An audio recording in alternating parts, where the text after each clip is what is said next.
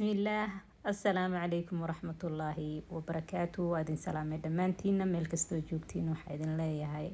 عافيمات إن شاء الله كوارا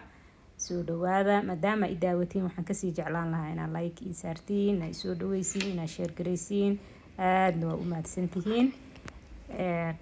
maanta cabitaan yar oo macaan badan aan wadaa maasha Allah oo qof walba caabi kara qof weyn qof yar bu qof fiican ilmahan way sii jecel yihiin maasha Allah waliba ilmo waxa jira cuntada aan si fiican u cuno cabitaanada ku nool aad ay u anfacaysaa maasha Allah soo dhawaada qadan hore laga karinayaa marka cabitaankii aan sii diyaarinayaa waxaan ku shubay avocado ku shubay waxaan ku darsanaynaa 2 qaado caano boora waxaan kaloo ku darsanaynaa cambo hal xabo cambo waaye maasha Allah waxaan kaloo ku sii darsanaynaa malab 2 qaado malab bataanada horta la isku dardarayo mar walba iskor la'aantii ku fiican yihiin laakiin ilmaha ma ogolaanayaan iska macaanka iska jecel yihiin marka 2 qaado malab aan ku daray biyaan ku darayaa hadda alxamdulillah walaashay ama walaalkay waxa idinka codsanayaa ilmaha markay idinka maqan yihiin iskuulka ku maqan yihiin in markay soo laabanayaan guriga aan loo cidlaynin hadii mar walba gurigaas oo cidlaa ilmaha imaadaan dhibaatada haysato lama ogaan karo hooyada mar walba waxa fiican waxay jecel yihiin inay u sameeyso oo ag fariisato oo wixii markaas maxal dhahay problema ayaga haysto kala xalisid haday ku dhaafto xilliga ay imaanayaan isdhaaftiin mar kale kama soo saari kartid intay freeshki yihiin fiican in oo maxal dhahay laga soo saaro waxa ay qabaan waxaaba ka sii fiican waliba maalin walba in la sii sheekeysatid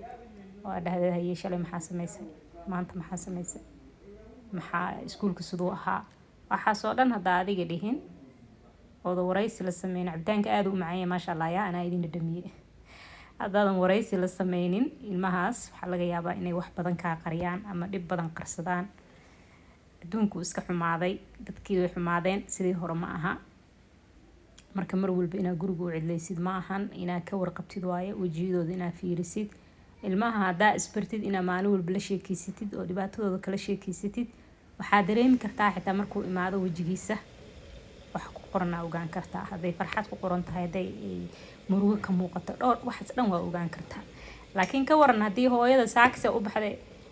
iska maqan tahay maalin waa bixi kartaa xitaa maalinta meel aadayso ina u sheegtida fiican aan bir waa bixi rabaa meel heblaayaan u socdaa ogaada ina u sii sheegtida fiican xitaa say markay guriga imaadaan ay waxba u dareemin ayagoo og meesha aad ku maqan tahay laakiin hadaa iska baxdi ka waran subaxiisa u baxdi ama ayaga ka hor imaadaan wax ma ogaan kartid markaas dibku cunuga haysto ma ogaan kartid damage-ka asiga maskaxdiisa ku jirto ma ogaan kartid mar walba waxa fiican markay imaanayaan inaad ka hor joogtid ka horeysid macna ama guriga u joogtid u baneeninba guriga hadaa aragtid marka ayaga la kulantid oo wareysatid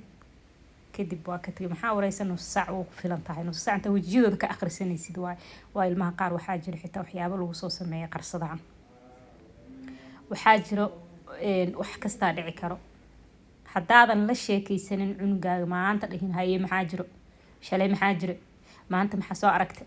saan maxay ahayd yaa ku taabtay masquul ma gashay ma ka soo baxday hadaadan dhihin maalin walba hadaadan dhihin waxa ogaataa wax walba inuu ka qarinayo dhibaatada intuu yar yahay haday gaarto dib gaaro damage gaaro markuu weynaado waxba laga ma qaban karo wax walbana yaraantay ku fiican yihiin wax walbana yaraanta ayaa wax looga qaban karaa wax markay ka fara baxsadaan waxba laga ma qaban karo laakiin aniga goolka aniga hadda aan leeyahay waxa waaye halala sheekeysto ilmaha hal laga warqabo ilmo waxa jira xitaa cuntada ka go'o